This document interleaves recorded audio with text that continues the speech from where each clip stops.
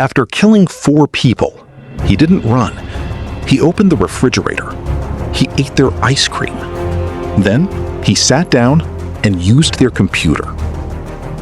December 30th, 2000, Setagaya, Tokyo.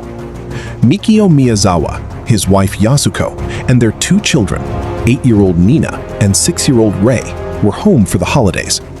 It was supposed to be an ordinary, quiet night.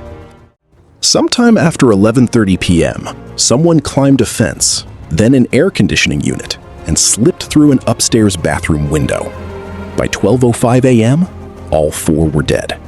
3 stabbed, the youngest strangled with bare hands.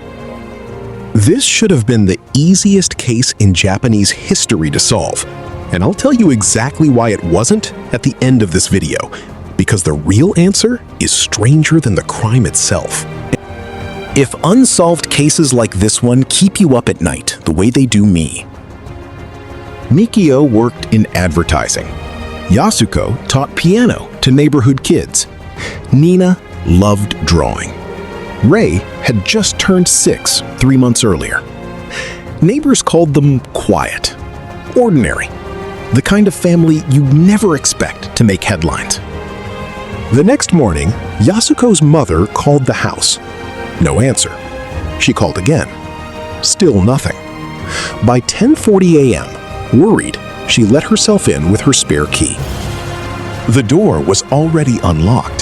That alone was strange. Yasuko never left it that way. She called out. No answer. She stepped inside and stopped. Her hand was still on the door frame when she started to scream. But the murders themselves weren't the strangest part of that night. What happened after them was. The killer didn't leave. Forensic timing shows he stayed inside that house for hours. He used the family computer at 1:18 a.m.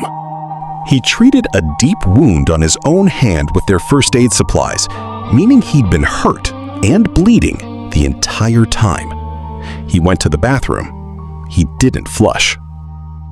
But here's what makes this stranger. Everything he left behind should have identified him instantly. A sweatshirt. Only 10 of that exact style were ever sold in one city. Cologne, Dracar Noir, traced on his handkerchief. Fluorescent construction dye dusted on his shoes. Sand from a beach nowhere near Tokyo. This wasn't a man who left no trace. This was a man who left too many, and none of them led anywhere. This wasn't a man who left no trace. This was a man who left too many, and none of them led anywhere. Now here's the detail almost no other video on this case tells you. Officers who'd worked homicide for 20 years said this scene was different. Some had to step outside. Not because of what they saw, but because of how long the killer had stayed to look at it. Police recovered over 12,500 pieces of evidence from that house, so much that Japan abolished its own statute of limitations on murder just so this file could never legally be forced shut. Every December, for 25 years straight, officers have stood outside the same train station, handing out the same flyer, next to a mannequin dressed in the killer's exact clothes. They've run the DNA against national databases, against family search registries. Nothing has ever matched.